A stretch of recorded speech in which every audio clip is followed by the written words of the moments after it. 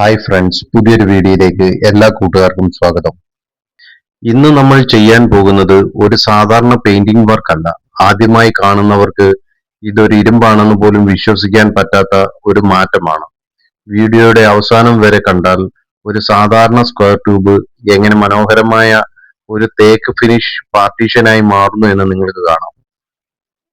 നമ്മളൊരു വീട്ടിലോട്ട് കയറുമ്പോൾ കണ്ണിൽ ആദ്യം പതിക്കുന്നത് ഭിത്തികളോ ഫർണിച്ചറുകളോ മാത്രമല്ല, ലിവിംഗ് റൂമിനെയും ഡൈനിങ് റൂമിനെയും മനോഹരമായി വേർതിരിക്കുന്ന പാർട്ടീഷനുകളാണ്. മരം ഉപയോഗിച്ച് ചെയ്താൽ ഭംഗിയുണ്ട്, പക്ഷേ ചെലവ് കൂടുതലാണ്.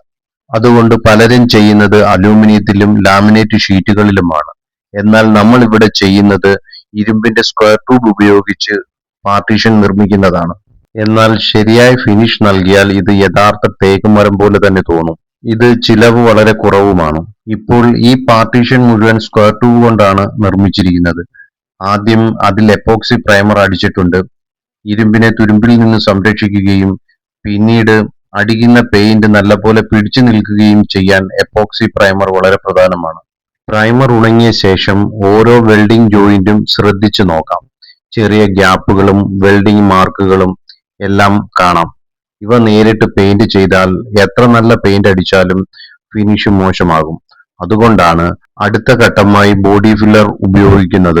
ഓരോ ഗ്യാപ്പും ഓരോ ചെറിയ കുഴിയും ക്ഷമയോടെ ഫിൽ ചെയ്യണം. ഈ ഘട്ടത്തിൽ തിരക്ക് കാണിച്ചാൽ അവസാന ഫിനിഷിൽ അത് വ്യക്തമായി കാണും. നല്ല പെയിന്റിന്റെ രഹസ്യം പെയിന്റിലല്ല, പ്രിപ്പറേഷനിലാണ്. ബോഡി ഫില്ലർ നന്നായി ഉണങ്ങിയ ശേഷം 150 വാട്ടർ പേപ്പർ ഉപയോഗിച്ച് സാൻഡിങ് ചെയ്യണം. ഇവിടെ ഒരു കാര്യം പ്രത്യേകം ശ്രദ്ധിക്കണം. കൈകൊണ്ട് തൊടുമ്പോൾ ഒരു കുഴിയോ ഉയർച്ചയോ പോലും അനുഭവപ്പെടാൻ പാടില്ല. കണ്ണിനേക്കാൾ മുമ്പ് കൈയാണ് ശരിയായ ഫിനിഷ് തിരിച്ചറിയുന്നത്. ഇപ്പോൾ പാർട്ടീഷന്റെ ഉപരിതലം നല്ല സ്മൂത്തായി മാറിയിരിക്കുന്നു. ഇനി അതിലേക്ക് തേക്ക് സ്പെഷ്യൽ സാറ്റിൻ ഇനാമൽ പെയിന്റ് അടിക്കണം. ഈ തേക്ക് കളറാണ് നമ്മുടെ വുഡ് ഫിനിഷിന്റെ അടിത്തറ. ഈ കോട്ട് ഒരേപോലെ കട്ടിയില്ലാതെ സുന്ദരമായി അടിക്കണം.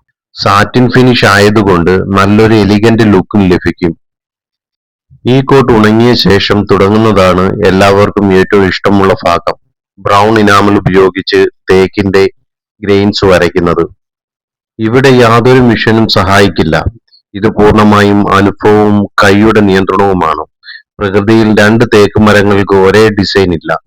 അതുപോലെ തന്നെ നമ്മളും ഓരോ വരയും സ്വാഭാവികമായി വരയ്ക്കണം. അധികം വരച്ചാലും ഭംഗി പോകും, കുറച്ച് വരച്ചാലും തേക്ക് ഫിനിഷ് ലഭിക്കില്ല.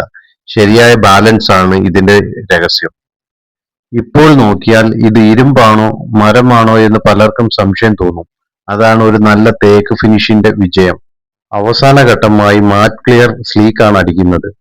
ഈ സ്ലീക്ക് ബ്രഷ് ഉപയോഗിച്ചാണ് അടിക്കുന്നത്. യഥാർത്ഥത്തിൽ സ്പ്രേ ചെയ്താൽ ഫിനിഷ് കുറച്ചുകൂടി മികച്ചതായിരിക്കും.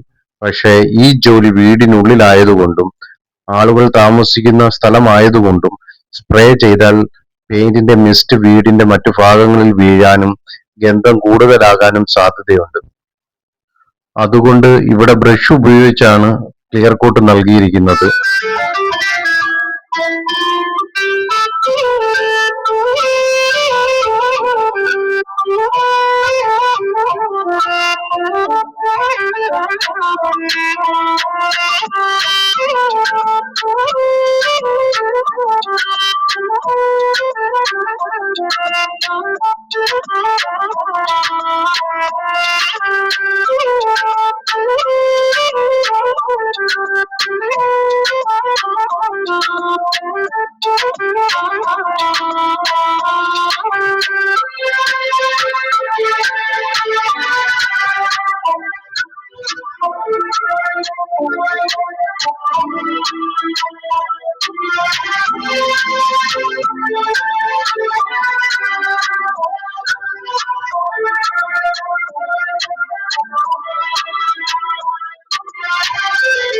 ഇപ്പോൾ ഈ പാർട്ടീഷൻ ആദ്യമായി കണ്ട അവസ്ഥയും ഇപ്പോഴുള്ള അവസ്ഥയും ഒന്ന് താരതമ്യം ചെയ്ത് നോക്കൂ. തുടക്കത്തിൽ ഒരു സാധാരണ ഇരുമ്പ് ഫ്രെയിം ആയിരുന്നു, ഇപ്പോൾ ഒരു പ്രീമിയം തേക്ക് ഫിനിഷ് പാർട്ടീഷനായി മാറിയിരിക്കുന്നു. ഈ വീഡിയോ നിങ്ങൾക്ക് ഉപകാരപ്പെട്ടിട്ടുണ്ടെങ്കിൽ ലൈക്ക് ചെയ്യൂ. നിങ്ങളുടെ അഭിപ്രായം കമന്റായി അറിയിക്കൂ. ഇത്തരം പെയിന്റിംഗ് ടിപ്പുകളും പുതിയ വർക്കുകളും കാണാൻ ചാനൽ സബ്സ്ക്രൈബ് ചെയ്ത് ബെൽ ഐക്കൺ അമർത്താനും മറക്കല്ലേ.